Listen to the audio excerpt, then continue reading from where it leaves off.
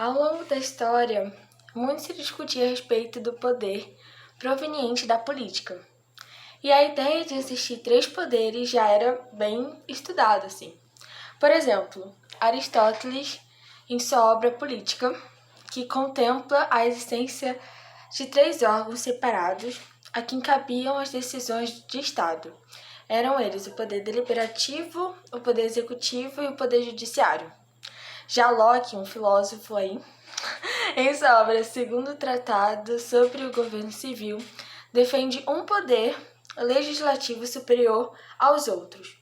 O executivo com a finalidade de aplicar as leis, e o federativo, mesmo tendo legitimidade, não poderia desvincular-se do executivo. Então, eles estariam sempre unidos, assim, cabendo a ele cuidar das questões externas do país de governo. Montesquieu cria a ideia que nós temos hoje de três poderes, né? Que é mais comum e aceita, que é o poder legislativo, executivo e judiciário. A partir desse contexto de ideias de separação de poderes, eu irei falar sobre o poder executivo. De forma primordial, as funções desse poder, né, do poder executivo são administrar interesses do povo, governar segundo a relevância pública, fazer serem efetivas as leis e dividir entre os três níveis de governo a gestão administrativa em educação, saúde, segurança, mobilidade urbana e outras áreas que são essenciais para o bom funcionamento da sociedade. É interessante perceber que algumas dessas atribuições serão mais destinadas a um dos entes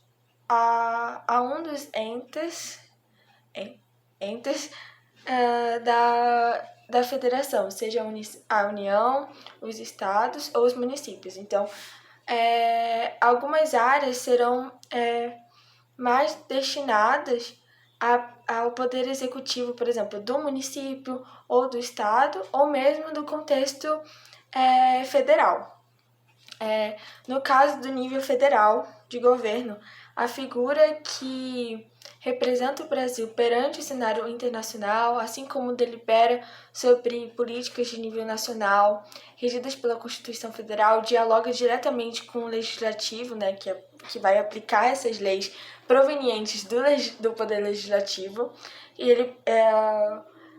a pessoa, né, que é o presidente, vai ficar encarregado em sancionar ou rejeitar uma lei aprovada pelo Congresso Nacional. Com relação ao nível estadual, cabe aos governadores estarem encarregados de administrar o respectivo estado, com políticas voltadas somente para a sua porção territorial, sob o amparo da Constituição Estadual.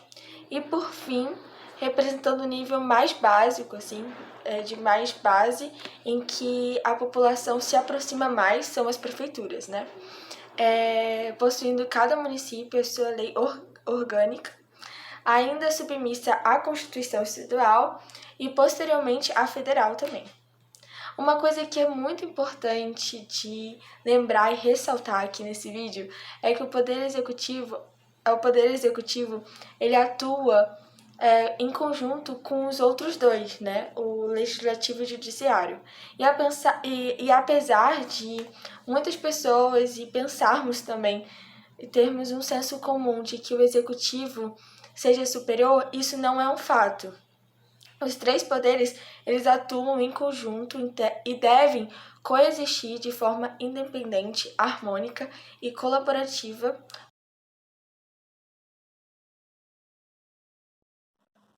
O poder legislativo é o poder do Estado ao qual, segundo o princípio de separação dos poderes, sua função é a de legislar, ou seja, criar as leis estaduais de acordo com o que está definido na Constituição Federal e na Constituição Estadual, e pela fiscalização dos atos do Poder Executivo. O Poder Legislativo, segundo o artigo 44 da Constituição Federal de 1988, é exercido pelo Congresso Nacional, que se compõe da Câmara dos Deputados e do Senado Federal. Portanto, se organiza como um poder bicameral.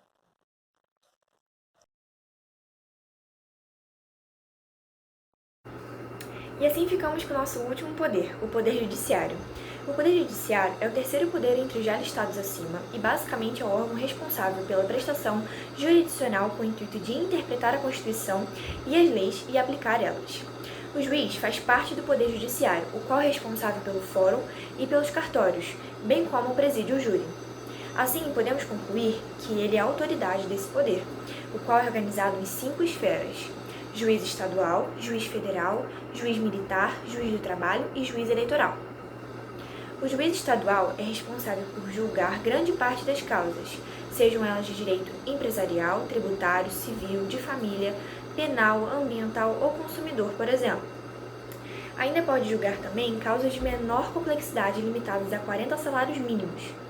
São elas atraso de voo, cobrança indevida de fatura, inscrição indevida no CPC, Serasa, ação de despejo para uso próprio, ressarcimento por danos em prédio urbano e dentre outras. Os juízes do trabalho têm... Os juízes do trabalho têm como função basicamente conciliar e julgar as ações judiciais.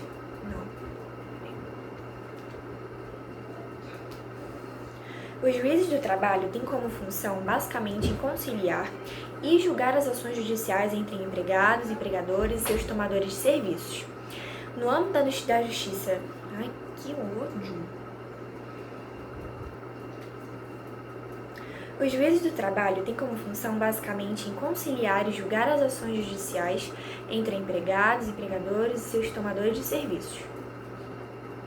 No âmbito da Justiça Federal, é de responsabilidade dos juízes decidir sobre situações em que a União, entidades autárquicas como agências reguladoras, conselhos profissionais, institutos, universidades, entre outras, ou empresas públicas federais, como a Caixa Econômica e o Correio, sejam autoras, réis, assistentes ou oponentes em um processo. Os juízes federais também julgam causas que envolvam estados por processar e julgar os militares dos estados, Polícia Militar e Corpo dos Bombeiros, nos crimes militares. Estes podem ser, entre outros, agir contra a ordem superior, uso indevido de uniforme, promover ou facilitar fuga de preso, abandono de posto e entre outras infrações. Assim, é importante entender que a separação dos poderes é uma forma de tentar descentralizar o poder e evitar abusos, em questão de cada um poder controlar o outro. Dessa forma, assegurando a independência e a harmonia, exercendo o papel correto da democracia. Agora que vocês entenderam bem como funciona cada um dos poderes que compõem a nossa política brasileira, junto a um projeto proposto por nossa escola, com o Senado elaboramos uma ideia legislativa, a qual corresponde, como já explicado anteriormente, à elaboração de leis para serem aplicadas. Com isso, elaboramos a nossa lei, que é o acolhimento social, psicológico e financeiro de imigrantes. Mas o que queremos com ela? Como chegamos a ela e por que decidimos propor essa ideia? O título do nosso projeto de lei é o acolhimento social, psicológico e financeiro de imigrantes.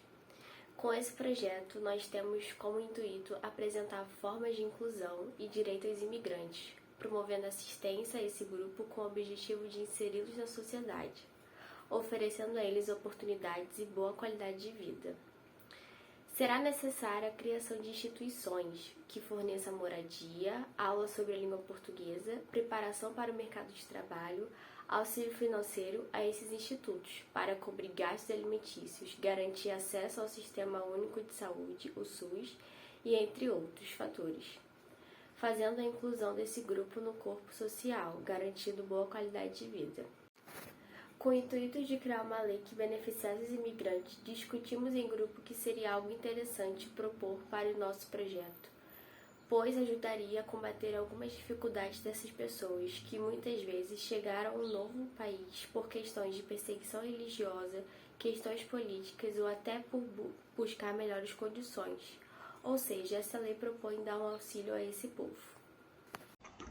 Bom, além disso, com esse projeto de lei, nós podemos ajudar os imigrantes, dando auxílio financeiro, acesso a uma boa saúde e educação, os documentos necessários para que ele possa trabalhar, e isso também contribuiria para o enriquecimento da nossa cultura.